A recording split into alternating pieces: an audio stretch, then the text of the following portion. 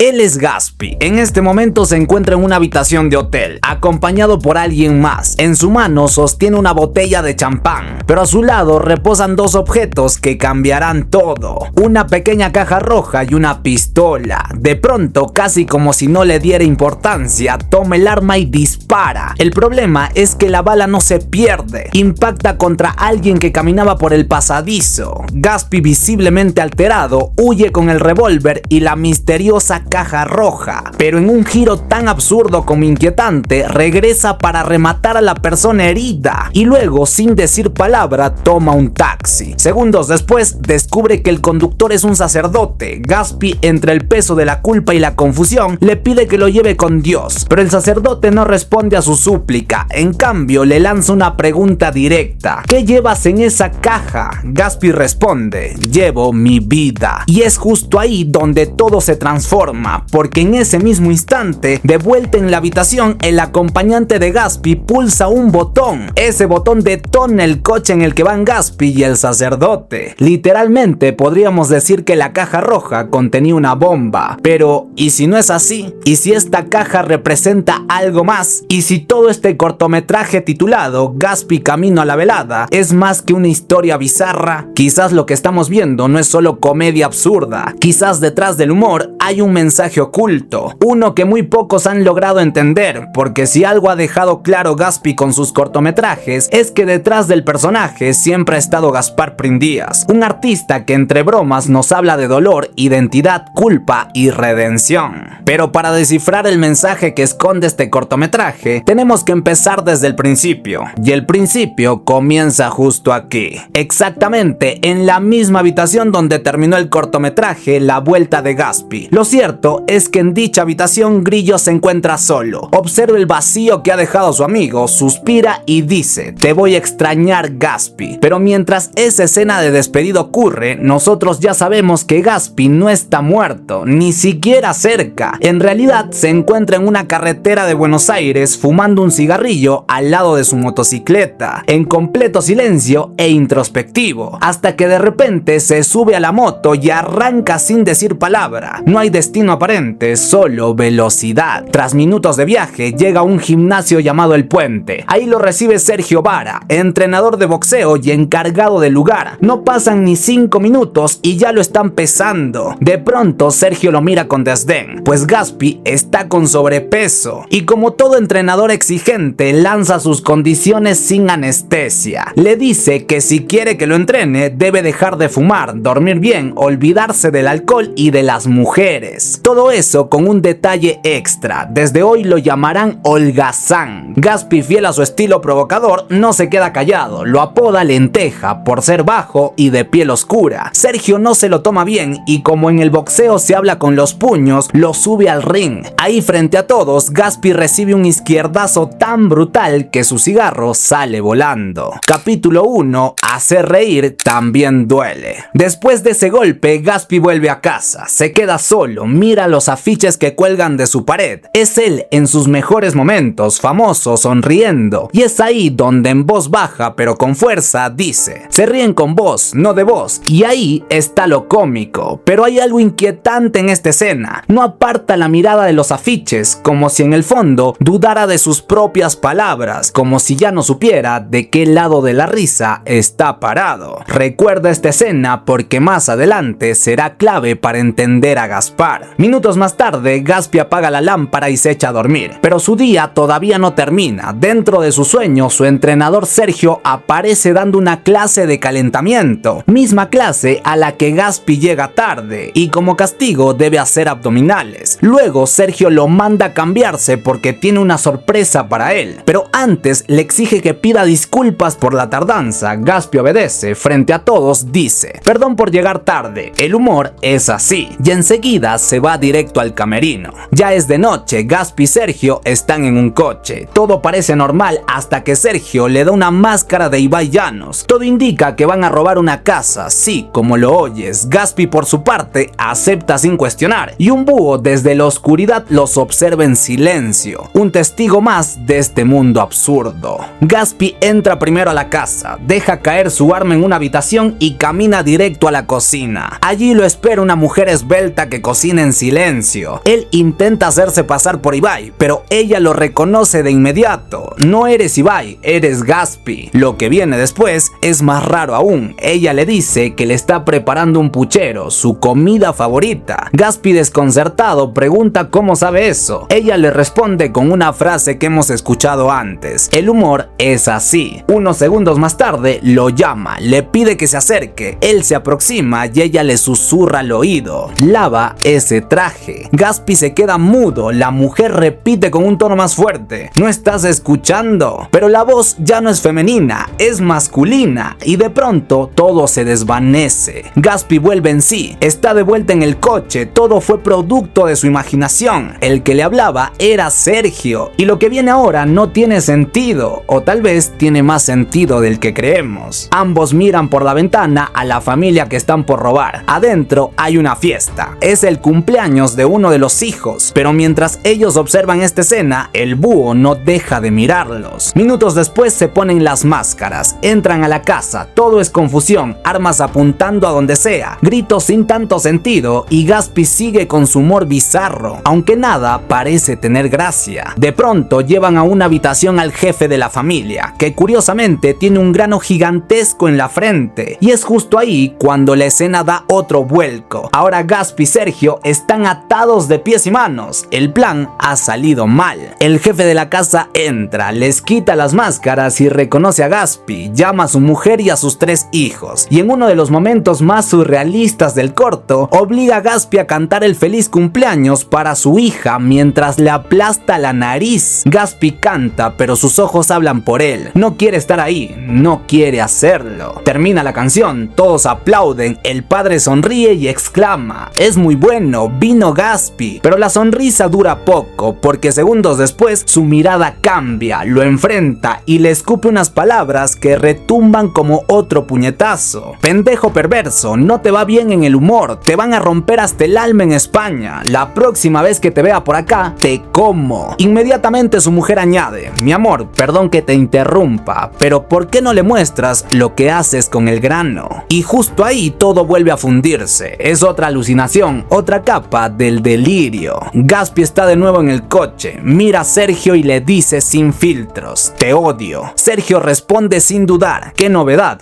bienvenido a mi mundo. Y aquí debo hacer un paréntesis porque este es el momento que muchos estaban esperando. Vamos a empezar a entender qué mensajes ocultos tiene este primer capítulo. Aunque antes quiero dejar algo bien claro: las reflexiones y las interpretaciones que compartiré a continuación son desde mi punto de vista, no deben tomarse como una verdad absoluta. Si ustedes tienen otras lecturas, los invito a compartirlas en los comentarios, así entre todos construimos una idea más sólida. Entendido esto, empecemos. Desde los primeros segundos se deja en evidencia que este corto es la continuación directa de la vuelta de Gaspi, y eso, lejos de ser un detalle menor, nos da una pista importante. Lo que viene no es una historia nueva ni un salto atemporal, sino una transición, una nueva etapa. El Gaspi que vimos en el primer cortometraje es exactamente el mismo que aparece en este segundo, y lo impactante es que vamos a presenciar en tiempo real cómo ese Gaspi, ese personaje que todos conocemos, se transforma en Gaspar. Por eso es clave entender el contraste entre ambos. Gaspi, el personaje, es provocador, desordenado, adicto a los vicios, cigarro, alcohol, mujeres, fiesta, y eso queda reflejado desde el momento en que llega al gimnasio de boxeo. ¿Cómo lo reconocemos? Por el cigarro, es su marca, su identidad. Ahí entra Sergio Vara, su entrenador, un tipo exigente que le deja las cosas claras. Si quiere entrenar para pelear en la velada, debe dejar todo: fumar, beber, las fiestas, todo. Y en ese momento, uno de los boxeadores le da un izquierdazo que le vuela el cigarro de la boca. No es solo una piña, es un símbolo. Ese golpe es la línea que separa su antigua vida de la que está por comenzar. Inmediatamente después aparece en pantalla el título del capítulo: hacer reír también duele. Y este no es solo un guiño a su camino físico en el boxeo, es también una entrada directa a su dolor emocional, a lo que siente Gaspar por dentro. Para entenderlo más a fondo, quiero que volvamos a una escena clave, esa en la que Gaspi está solo en su casa observando los afiches que cuelgan en su pared. En ellos se leen frases como: él te hará reír, su mayor éxito, ¿qué hay en la caja?, 625 millones de reproducciones en YouTube, 0 autoeliminaciones, historia sin final, solo hits. Mientras mira esos carteles, dice en voz baja, se ríen con voz, no de voz, y ahí está lo cómico. Pero si uno presta atención, hay algo inquietante en su mirada. Es como si él mismo dudara de lo que está diciendo, porque esas frases exageradas y sensacionalistas no reflejan lo que él realmente siente, más bien lo contrario. Lo que Gaspar nos está mostrando es que siente que el personaje de Gatsby se ha caricaturizado tanto que ya no le pertenece. Se ha convertido en un producto que el público consume, que aplaude, pero que está cada vez más alejado de su yo auténtico, como si su verdadero ser estuviera quedando sepultado debajo de la imagen viral que todos celebran. ¿Y cuántos de nosotros no hemos sentido eso alguna vez? Que tenemos que disfrazarnos, exagerar, cambiar nuestra forma de ser para encajar, para destacar, para pertenecer. En el mundo del contenido, eso es aún más fuerte. Si ya no haces lo que la gente quiere ver, simplemente desapareces. Entonces Gatsby, atrapado en esa tensión, se ve obligado a actuar para sobrevivir. Y lo único que lo mantiene cuerdo es repetirse esa frase, que se ríen con él, no de él, aunque en el fondo sabe que no es verdad. Después de esa escena simbólica lo vemos dormir, pero lo que viene no es un descanso, es una puerta hacia su mundo interior. Entra en un sueño profundo que desde mi punto de vista representa la mente de Gaspar, una mente llena de imaginación, de capas de caos, una mente que muy pocos entenderían, pero que cuando se expresa da como resultado obras de arte, como este mismo cortometraje. Ahora, centrándonos en esta escena, hay algo que me parece clave: los sueños no siguen una lógica, son caóticos, extraños, simbólicos, y justamente en este sueño vemos a Sergio llevándolo a robar una casa, pero desde mi perspectiva, ese no es Sergio como tal, es una representación de su conciencia, esa voz interna que lo empuja a hacer algo drástico, a romper con lo establecido. Esta idea se refuerza más adelante, en la última escena del capítulo, cuando Gatsby le dice a Sergio que lo odia, y él le responde: "¡Qué novedad! Bienvenido a mi mundo", como si estuvieran dentro de la mente de Gaspar, dentro de su conflicto más profundo. Y eso nos lleva a preguntarnos, ¿qué es eso tan valioso que están intentando robar? Aunque el corto todavía no lo revela por completo, yo creo que están buscando algo más simbólico que material. Están intentando recuperar la esencia de Gaspar. Y ahí aparece otro detalle clave. Gatsby se pone una máscara de Ibai. Para mí, esto significa que Ibai no quiere llevar a la velada a Gatsby, sino a Gaspar. Gatsby, con todos sus vicios y su vida sin estructura, no está preparado para ese reto. El que realmente puede entrenar, sacrificarse y pelear es Gaspar. Por eso, esa escena es tan potente, porque no es un robo literal, sino un intento desesperado por recuperar lo que importa, su verdadera identidad. Ahora quiero detenerme en una frase que aparece dos veces. El humor es así. La dice Gatsby cuando llega tarde al entrenamiento, y también la dice la mujer que le cocina un puchero en el sueño. Al unir estas dos escenas me surge una interpretación muy personal. El humor llega tarde, pero sabe lo que te gusta. ¿Qué quiero decir con esto? Que muchas veces Gaspar transforma sus traumas, sus momentos oscuros en comedia, pero no lo hace en el momento en el que ocurren, porque ahí no hay risa posible, solo dolor. El humor llega después, cuando el tiempo le da distancia, cuando las heridas empiezan a cicatrizar, y en ese instante puede tomar ese dolor y convertirlo en algo que nos haga reír, y reírnos de verdad, porque ese humor viene de alguien que conoce la historia, que ha sentido lo mismo, que sabe lo que te gusta porque ha estado donde tú estuviste. Pero su humor también tiene un peso, y más adelante hay otra escena que lo representa brutalmente. El padre de familia obliga a Gatsby a cantar el feliz cumpleaños a su hija mientras le tapa la nariz. Gatsby lo hace, pero sus ojos lo delatan, no quiere estar ahí, no le hace gracia. Y sin embargo, cuando termina, todos aplauden felices. Ahí se vuelve a reflejar el dilema del que hablamos al principio, el peso de complacer a los demás, incluso cuando va en contra de lo que somos. Y lo más irónico es que cuando Gatsby entra a robar y empieza a hacer su humor bizarro, nadie se ríe, solo se ríen cuando hace lo que ellos consideran gracioso. Lo obligan a ser un payaso, se burlan de él, y además lo hacen desde una hipocresía brutal, porque ese padre de familia que lo humilla tiene un grano en la frente del tamaño de una pelota de ping pong, como si Gaspar nos dijera: no te puedes burlar de alguien si tú mismo no eres perfecto. ¿A qué quiero llegar con todo esto? Que el capítulo 1, Hacer reír también duele, marca el inicio de una transformación, la de Gatsby hacia Gaspar, el que se prepara para la velada, porque después de haber perdido su identidad por intentar complacer a todos, ahora se sumerge a través de un sueño en la búsqueda de su esencia, esa esencia que no está en los aplausos ni en las risas fáciles, enfermedades, sino en su capacidad de convertir el dolor en humor, en su forma de sanar riendo, en su lucha por hacer de la comedia un puente para reírnos juntos y no una excusa para reírnos de alguien más, porque solo así algún día lograremos que ser nosotros mismos no sea una desventaja, que mostrarnos vulnerables no sea motivo de burla y que nadie más vuelva a sentir ese golpe silencioso que duele más que cualquier puñetazo en el boxeo, el de que se rían, pero no contigo, sino de ti. Ahora bien, como cierre de este primer capítulo, hay un detalle que no podemos pasar por alto. Un búho aparece en 2 ocasiones y en ambas se queda observando fijamente a Gatsby y a Sergio. ¿Qué representa? ¿Por qué parece seguirlos con la mirada? Puede que ahora no tenga sentido, pero créeme, este animal tiene un papel crucial en el cortometraje. Más adelante vas a descubrir el verdadero motivo de su presencia. Sigamos con el relato. Capítulo 2. Dar y que no te den. En medio de la oscuridad, mientras el mundo duerme y solo el viento se atreve a moverse, Gatsby yace dormido. El silencio es profundo, pero Sergio, su entrenador, lo rompe con una pregunta que no espera respuesta inmediata. Gatsby, ¿me odias? Perdón, pero mi método es así. Quiero que sigamos creciendo juntos. Esas palabras se deslizan entre la sombra y la fragilidad de la madrugada, como si el remordimiento también tuviera insomnio. En la siguiente escena, Gatsby ya está despierto. Entrena solo, con la ciudad apagada como testigo de su esfuerzo. No hay cámaras, no hay público, solo él, sus pensamientos y la incertidumbre del futuro. De pronto, el rugido de un helicóptero irrumpe la calma del cielo. Una pequeña caja roja cae del aire como un mensaje de los dioses o una advertencia del infierno. Gatsby la recoge desconcertado, no entiende nada, se acerca a Sergio y le lanza la pregunta que lo corroe. ¿Qué hay en la caja? Pero Sergio, como siempre, evade. No está listo para revelar lo que hay adentro, o tal vez simplemente no quiere. Así que Gatsby insiste, esta vez desde un bar, buscando respuestas donde solo hay silencio. Sergio, con tono firme pero enigmático, le dice que abrirán la caja juntos en un momento especial, que ahora debe enfocarse en lo que realmente importa. Y antes de que Gatsby vuelva a hablar, le lanza una frase que lo sacude. Para ganar hay que tener en claro, dar y que no te den. Gatsby se ríe, parece una broma, un juego de palabras, pero en el fondo sabe que hay algo más, que esa frase lleva el peso de una filosofía cruda, una verdad peligrosa escondida detrás del sarcasmo. Sergio, notando que tocó algo en él, repite la frase con euforia, como si quisiera tatuarla en el aire, y Gatsby, casi contagiado por la intensidad del momento, la repite a gritos, desbordado de una energía que ni él mismo puede controlar. Todo se descontrola y la escena cambia. Ahora están en una habitación de hotel,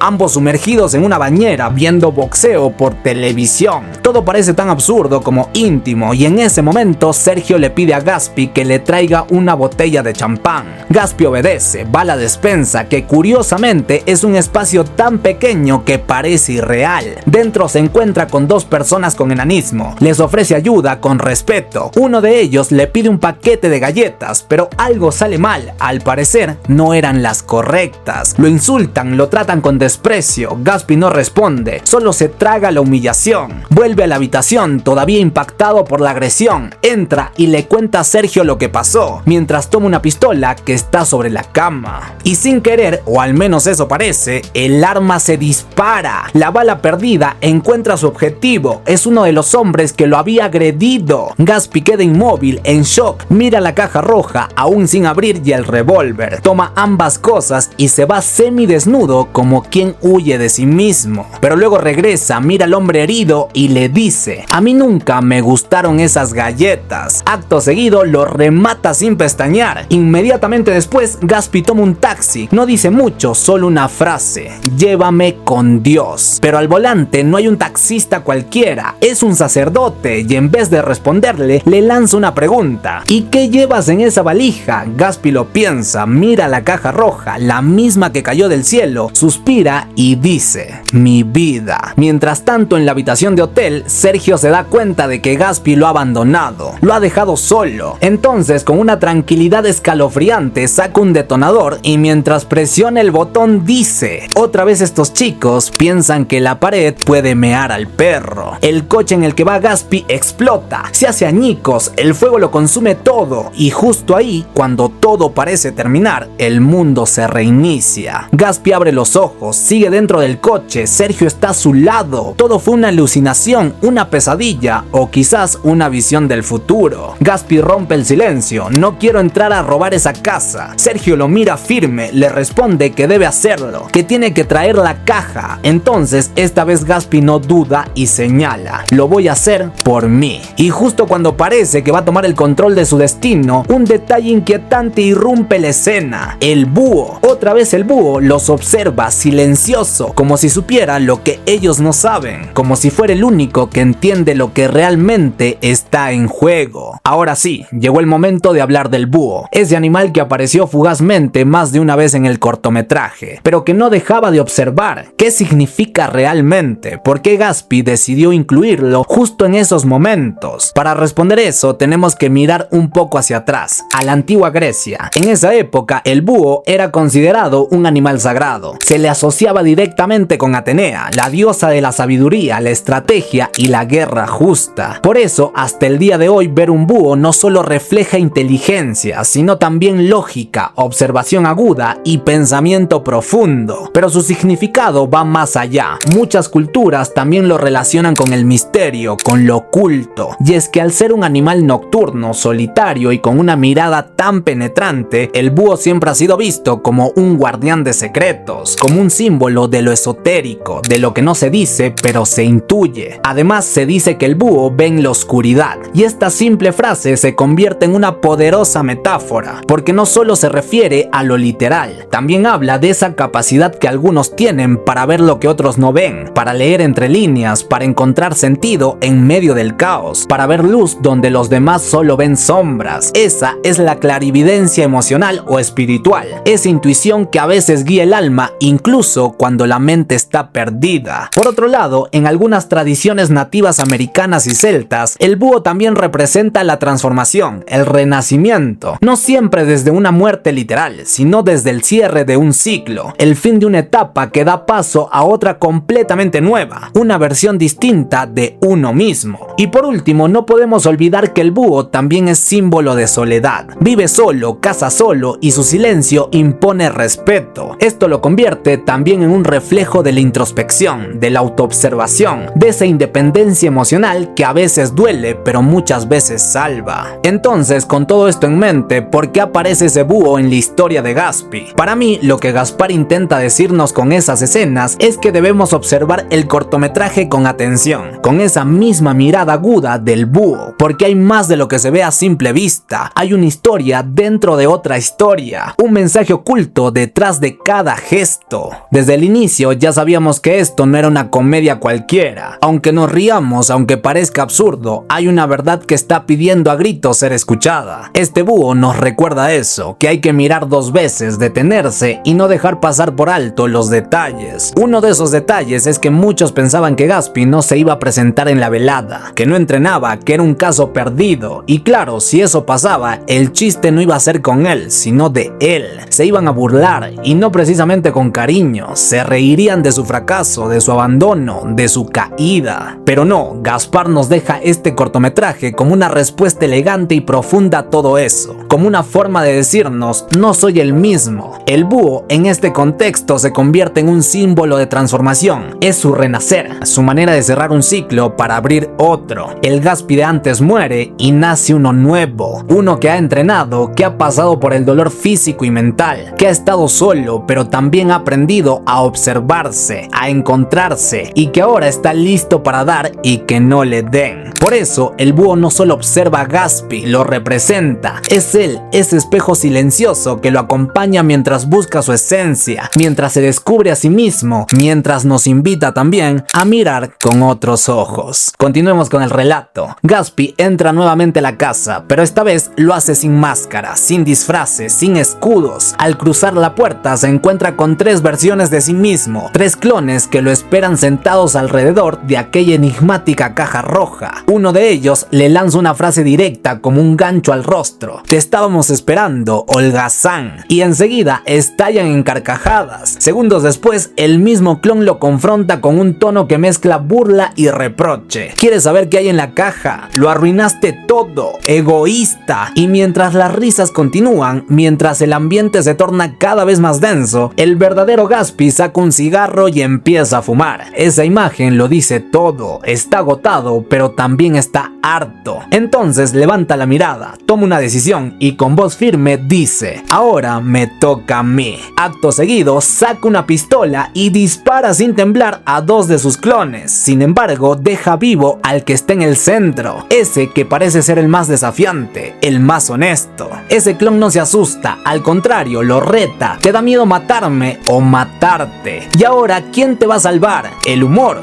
No, te vas a salvar tú mismo. Y justo cuando Gaspy está por apretar el gatillo, sucede lo impensado. Sergio aparece por detrás y le dispara. Gaspy cae, la escena se disuelve y de pronto nos encontramos de vuelta en su habitación. Gaspy se reincorpora, parece confundido, pero algo en su mirada ha cambiado. Junto a él está Sergio, quien con calma le dice: tranquilo, todo está en tu cabeza, vamos de vuelta, dale. Y es así como a la mañana siguiente ya no vemos al mismo Gaspy de antes. Lo que vemos es a Gaspar, no al personaje sino a la persona, a alguien que se ha reencontrado, que ha renacido, está entrenando boxeo con una determinación que no habíamos visto en todo el cortometraje. Y no es solo un entrenamiento físico, es un ritual de reconstrucción, una forma de decirle al mundo: estoy listo. Minutos después, en un acto cargado de significado, Gaspar se abraza con su entrenador Sergio. No es un gesto cualquiera, es un símbolo, un cierre y un inicio. La escena se diluye, pero la sensación de transformación permanece.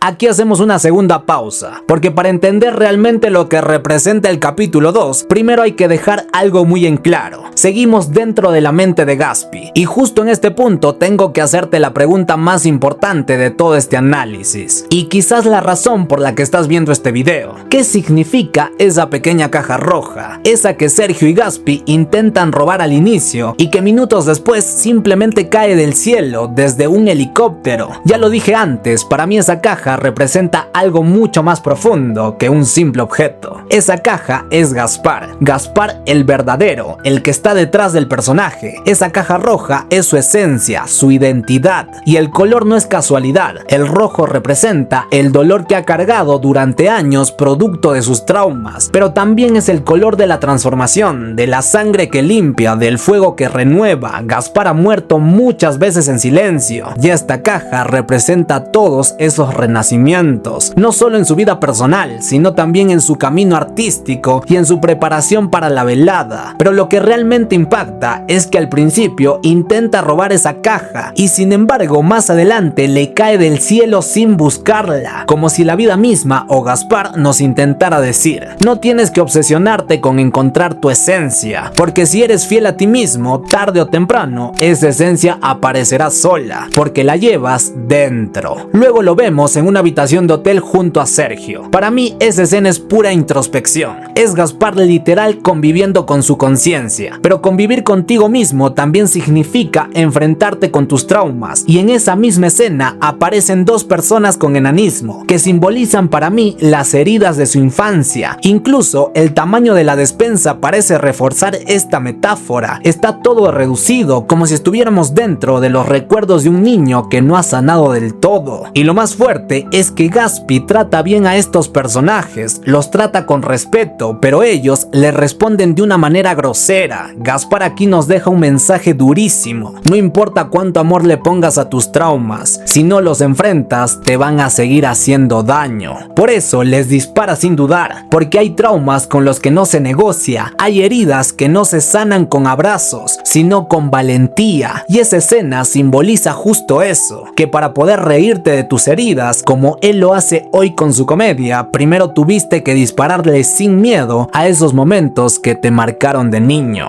Por otro lado, más adelante lo vemos saliendo del hotel y subiendo un taxi, que simbólicamente es manejado por un sacerdote, y segundos después el coche explota. Aunque suene loco, esa escena para mí es clave. Es el instante en el que Gaspy por fin está listo para transformarse en Gaspar, porque ya convivió con su conciencia, ya enfrentó sus traumas, y ahora lo único que le queda es dejar atrás la culpa. Ese sacerdote representa justamente eso, el peso de la culpa que cargamos por cosas que pasaron, por errores que cometimos, por heridas que no supimos evitar. Y al volar con él, Gaspar aprende a soltar esa mochila que pesaba demasiado. Después de todo eso, llega el clímax. Gaspy entra a la casa sin máscara, máscaras y sin miedo dice: voy a robar la caja, pero esta vez lo haré por mí. Esa frase es brutal porque significa que ya no va por aprobación, ni por fama, ni por likes, va por su esencia, va por él. Pero antes de poder tomarla hay una última prueba: debe matar a sus clones. Para mí esos dos clones simbolizan la versión de Gatsby que la gente ama, el Gatsby gracioso, carismático, que hace reír, pero que no lo representa. Por eso, para poder avanzar, les dispara quemarropa, porque en esta nueva etapa ya no le interesa hacer lo que el mundo espera de él, sino lo que él realmente es. Y segundos después, de manera sorpresiva, Sergio le dispara, y esa bala no es traición, es impulso, porque Sergio no es su enemigo, Sergio es su guía, y al dispararle le ayuda a matar la última barrera que lo separaba de su transformación. Esto se reafirma cuando en la habitación Sergio le dice con calma: tranquilo, todo está en tu cabeza, vamos de vuelta, dale. Y así el capítulo 2, titulado Dar y que no te den, se convierte en el reflejo de un proceso interno. Es el viaje de Gatsby hacia el fondo de sí mismo para descubrir qué hay dentro de esa caja, y cuando lo hace se da cuenta de que ahí está Gaspar, el de verdad, el que tuvo que soltar culpas, traumas y personajes que ya no le hacen bien, para poder renacer física y mentalmente y estar listo para pelear en la velada. Y no quiero cerrar esta reflexión sin volver a esa frase que Sergio grita con tanta euforia: para ganar hay que tener en claro, dar y que no te den. Sí, es una frase típica del boxeo, pero cuando la entiendes desde lo simbólico, su significado se multiplica. Dar representa golpear a los traumas, a las inseguridades, a los miedos, y que no te den significa protegerte de todo eso para que no te tumben más, porque así como se pelea en el ring, también se pelea en la vida. Sigamos con el relato. Capítulo 3. En la pelea y en la risa, lo que más duele es no ser visto. Gaspar y Sergio caminan juntos por el campo, como si fuera un momento de calma antes de la tormenta. De pronto, Sergio se detiene, lo mira con sinceridad y le dice que su vida antes de conocerlo era un absoluto aburrimiento. Gaspar lo toma del brazo y con una sonrisa tímida pero llena de gratitud, le agradece por haber sido más que un entrenador, por haber sido su mentor en todo este proceso de transformación. Instantes después, es el propio Gaspar quien lanza la pregunta que muchos se harían antes de una gran batalla: ¿tú crees que vamos a ganar la pelea? Sergio, sin dudarlo, responde con una frase que pesa como una verdad: las peleas no se ganan, Gatsby, las peleas se dan. Inmediatamente le da unas palmadas en la espalda y se aleja para orinar. Pero Gaspar, aunque ha crecido, sigue teniendo ese humor tan suyo y comienza a bromearle desde lejos. Sin embargo, lo que pasa después rompe completamente la escena. Un taxi aparece de la nada y atropella a Sergio. Gaspar entra en pánico, corre hacia él, y lo más impactante es que el conductor es Grillo, su viejo amigo, quien, consumido por los celos, no soportó ver a Gatsby entrenando con otro y tomó una decisión radical sin retorno. Sergio, en el parabrisas y agonizando, apenas logra pronunciar unas palabras: acuérdate, jab, cross, 1, 2, sorprende, por favor no te olvides. Gaspar, profundamente conmovido, no responde con una estrategia, sino con una pregunta que lo dice todo: Sergio, ¿para dónde queda España? Sergio le señala una dirección con el último aliento y luego parece morir. Gaspar lo besa en la frente con el respeto de quien despide a un hermano y empieza a caminar en esa dirección. El camino se convierte en una especie de marcha simbólica. En su recorrido se encuentra con figuras que representan su proceso: una persona agitando la bandera de Argentina, otras en moto y sus antiguos compañeros del gimnasio de boxeo. Cuando los deja atrás, empieza a correr decidido, pero entonces se escucha a lo lejos la voz de Sergio como un eco final que rompe cualquier solemnidad: holgazán, España es para el otro lado. Y ahí, sí, ahí, Sergio muere de verdad. Gaspar no se detiene, cambia de rumbo, da media vuelta y empieza su verdadero camino hacia la velada. Corre con el alma encendida, con todo lo que ha vivido a cuestas, con las palabras de su mentor en el corazón. Corre no para ganar la pelea, sino para darla, porque ahora sabe que más que el resultado, lo importante es atreverse a pelear. Finalmente ha llegado el momento de compartir mi reflexión final, pero antes necesito interpretar lo que realmente quiere decir este capítulo 3. Y todo comienza con una frase que para mí lo resume todo. todo. Las peleas no se ganan, Gaspi, las peleas se dan. Esa frase no es solo una línea épica, es el corazón del cortometraje. Resume el proceso, el viaje, la transformación. Porque sí, en este capítulo Gaspi ya no es solo Gaspi, ahora es Gaspar. Y si prestaron atención, las últimas escenas ya no parecen un sueño ni un delirio. Son más terrenales, más reales, más humanas. Ya no estamos en el mundo fantasioso de su inconsciente. Ahora estamos en el presente, el mundo real. Porque es ahí donde se pelea, porque es ahí donde duele. Por otro lado, Gaspar ya está listo para la velada. Ya no es el mismo chico que escondía su dolor detrás de una risa. Ahora entiende que la vida no se trata de ganar o perder, se trata de darse, porque en la vida hay batallas, algunas más duras que otras, algunas que te tumban, otras que solo te rozan, pero ninguna se gana del todo, ni se pierde por completo. Cada batalla deja algo, una cicatriz, una enseñanza, un motivo más para seguir. Ahora bien, hay una escena donde ocurre algo impactante, la escena donde Sergio es atropellado. Y no por cualquiera, lo atropella Grillo, el mismo con el que empezó todo. ¿Qué significa esto? Desde mi punto de vista, es como si la vida, justo cuando estás listo para avanzar, justo cuando por fin has crecido, te pone enfrente algo de tu pasado que quiere frenarte. Pero Gaspar no se frena, mira hacia adelante, pregunta con firmeza dónde queda España. Y ese pequeño gesto, ese dónde queda España, es una declaración. Es como decir, nadie me va a detener, nadie va a frenar esta versión de mí mismo que por fin he construido. Y luego viene una escena que a mí me puso la piel de gallina. Gaspar comienza a caminar y en su camino empiezan a aparecer distintas personas, los que lo acompañaron, los que lo vieron caer, los que lo animaron. Y eso también tiene un símbolo poderoso, porque Gaspar no está caminando solo a la velada, está yendo en nombre de todos